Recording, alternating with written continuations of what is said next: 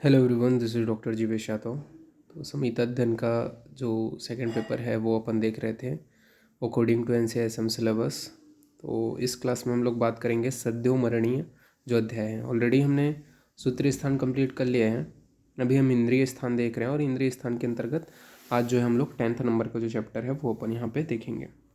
ठीक है, तो short review point of view से ही अपन देख रहे हैं इसको कि किस प्रकार से इसको अपन अच्छे से कौन से इंपॉर्टेंट पॉइंट्स हैं उसको आपको प्रिपेयर करने हैं।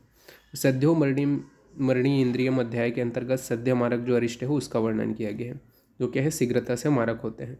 चक्रपाणी जो है वो सद्य का तात्पर्य 3 दिन बोले हैं। ठीक है, तो सद्यो मारक अरिष्ट का जो वर्णन है वो कहाँ पे किया गया है? सद्यो मरणीय इंद्रिय अध्याय के अंतर्गत। और आचार्य जो चक्रपाणी हैं उनका कहने का अर्थ ये है कि सद्य का अर्थ होता है 3 दिन में जिसकी मृत्यु हो जाती है वो सद्य कहलाता है। अन्य जो आचार्य हैं उन्होंने 7 दिन में जिसकी मृत्यु होती है उसे सद्य बताया है। तो यहाँ पे आपका सबसे पहले बताया है हृदय विषयक अरिष्ट। तो हृदय विषयक अरिष्ट के अंतर्गत क्या आएगा? तो यहाँ पे आपका हृदय में बड़ी तथा कठोर वात अष्ठीलिका उत्पन्न हो जाएगा तथा तृष्णा की अधिकता होगी। ठीक है, तो ये क्या है? सद्य मारक के अंतर्गत आएगा। तो क्या है? हृदय में बड़ी या कठोर वात अष्ठलिका यानी कि गुठली का निर्माण हो जाना जो वात से भरी हो तथा बहुत ज़्यादा प्यास का लगना, तृष्णा का लगना, ये क्या है? आपका हृदय विषयक के अंतर्गत आएगा। नासिका विषयक के अंतर्गत क्या आएगा? तो वायु पिंडिकाओं को शिथिल करके नासिका को टेढ़ा कर चले। ठीक है, तो क्या है? वायु जो है वो पिंडलियों को शिथिल कर नासिका को टेढ़ा कर चलता है। ठीक है, तो वो नासिका के अंतर्गत आते हैं। साथ ही साथ भव का अपने स्थान से च्युत होना।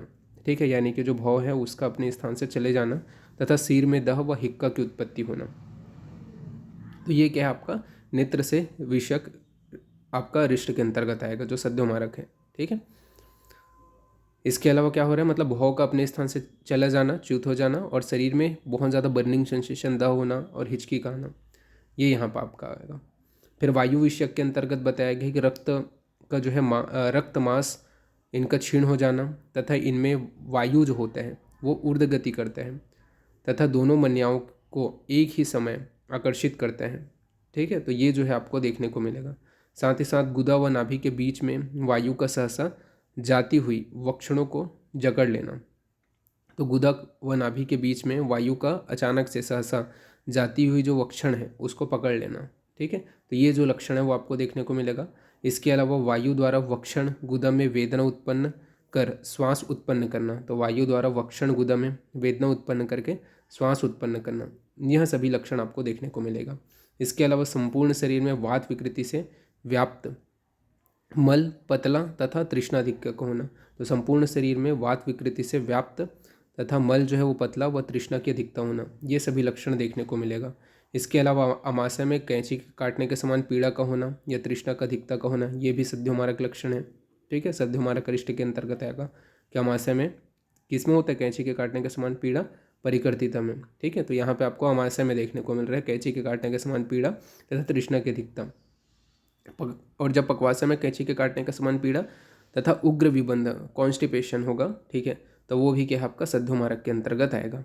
सामान्यतः किसी भी रोग से आक्रांत में तृष्णा, श्वास, शिरोरोग, मूर्छा, दुर्बलता, गले में स्पष्ट शब्द न निकले तथा घुरघुराहट शब्द, ये सभी उपद्रव जो होते हैं ये क्या आपके अशुभ सूचक होते हैं। ठीक है, तो ये सभी क्या होते हैं? आपके अशुभ सूचक होते हैं, ये यहाँ पे आपका बताया गया है।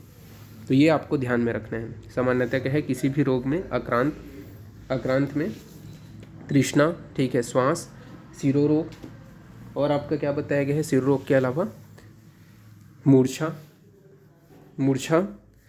दुर्बलता, गले में स्पष्ट शब्द न निकलना तथा घुरघुर शब्द, ये सभी उपद्रव होते हैं। ठीक है, तो ये क्या है? अशुभ होते हैं। तो ये यहाँ पे आपको ध्यान रखना है, क्या होते हैं? ये अशुभ होते हैं। तो इसका जो पासवर्ड है वो मैं अशुभ ही रखूँगा। ठीक है, इस PDF का तो अशुभ करके ही आपको टाइप करना है हिंदी में जैसा लिखा हुआ है यहाँ पे, तो ये PDF आपका ओपन हो जाएगा। ओके, तो अभी के लिए इतना ही, नेक्स्ट क्लास में अपन आगे देखेंगे। Thank you class.